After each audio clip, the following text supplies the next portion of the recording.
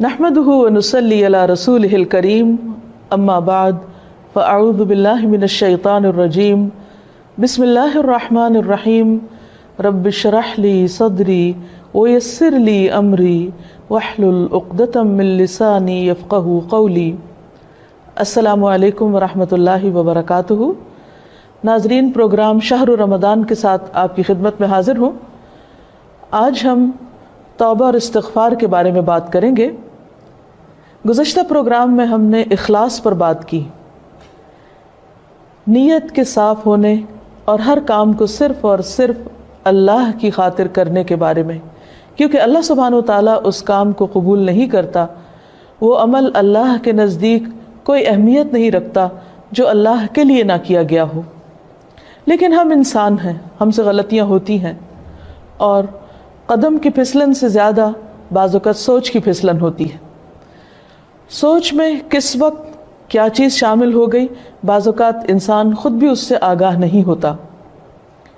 اسی لیے اللہ سبحانہ و تعالیٰ نے ہم پر رمضان کے روزے فرض کیے تاکہ اب ہمارے اندر تقویٰ پیدا ہو۔ تقویٰ انسان کے اندر ایک کانشیسنس پیدا کرتا ہے، شعور پیدا کرتا ہے، اور جب انسان کے اندر شعور آ جاتا ہے تو اسے اپنے گناہوں کا احساس بھی ہونے لگتا ہے، اسے اپنی غلطیوں پر ندامت بھی ہوتی ہے، اور انسان تو ہے ہی خطا کا پتلا، بھول چوک اس کے ساتھ ہے، ہر لمحہ کچھ نہ کچھ ہوتا ہی رہتا ہے۔ ایسے میں انسان کیا کرے؟ کیا گناہوں کا بوجھ اپنے اوپر لادتا رہے اور اس بوجھ کے تلے دبا رہے، اور پھر اس بوجھ کی وجہ سے طرح طرح کے ڈپریشن اور غم اور دکھ کا شکار رہے؟ نہیں، اللہ رب العزت واسع المغفرہ ہے، غفور الرحیم ہے، وہ اپنے بندوں کے گناہوں کو معاف کرتا ہے۔ رمضان کا مہینہ اس اعتبار سے ایک بہترین موقع ہے کہ ہم سب اپنے رب کی طرف رجوع کریں، انفرادی طور پر بھی اور اجتماعی طور پر بھی، اور اپنے گناہوں کی معافی مانگیں۔ اللہ تعالیٰ کا وعدہ ہے کہ جو شخص سچے دل سے گناہوں کی معافی مانگے گا، اللہ تعالیٰ اس کو ضرور معاف کر دے گا، اور اللہ تعالیٰ کو معاف کرنے میں کچھ مشکل نہیں۔ قرآن مجید میں اللہ تعالیٰ فرماتے ہیں، قُلْ يَا عِبَادِيَ الَّذِينَ أَسْرَفُوا عَلَىٰ أَنفُسِهِمْ لَا تَقْنَطُوا مِن رَحْمَةِ اللَّهِ إِنَّ اللَّهَ يَغْفِرُ الذُّنُوبَ جَمِيعًا۔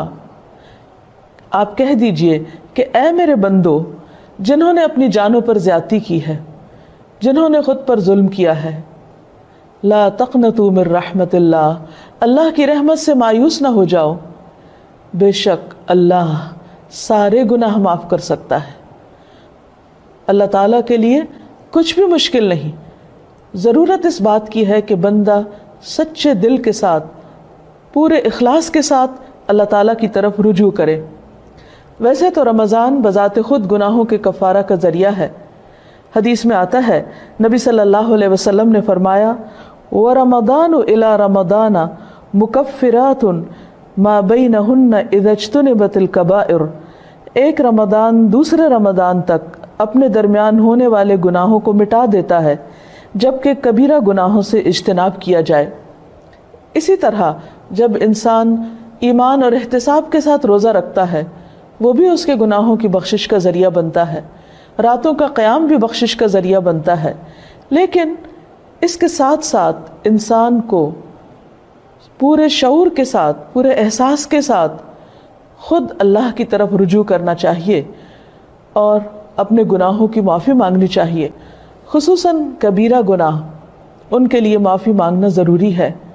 اللہ تعالیٰ سے توبہ کرنے کا ایک طریقہ بھی بتایا گیا، اور وہ یہ کہ انسان اپنے گناہوں پر نادم ہو، شرمندہ ہو، ان کا اعتراف کرے، ان کو مانے، اور پھر آئندہ نہ کرنے کا وعدہ کرے، اور پھر اپنی زندگی کی اصلاح کر لے۔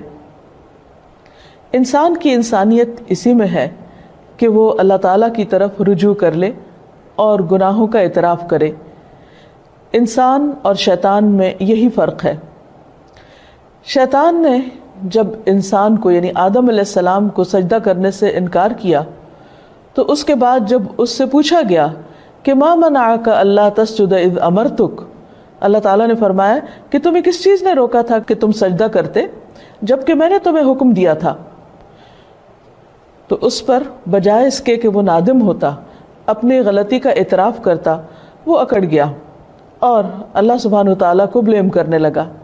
اس کے برعکس آدم علیہ السلام سے جب خطا ہوئی اور وہ بھول کر جنت کا وہ پھل کھا بیٹھے جس کے کھانے سے ان کو روکا گیا تھا، تو جب انہیں اپنی اس بات کا احساس ہوا کہ انہوں نے درست نہیں کیا اور ان سے جنت کا لباس اتروا لیا گیا، تو وہ فوراً اپنے رب کی طرف پلٹے اور انہوں نے اعتراف کیا اور دعا کی، ربنا ظلمنا انفسنا وان لم تغفر لنا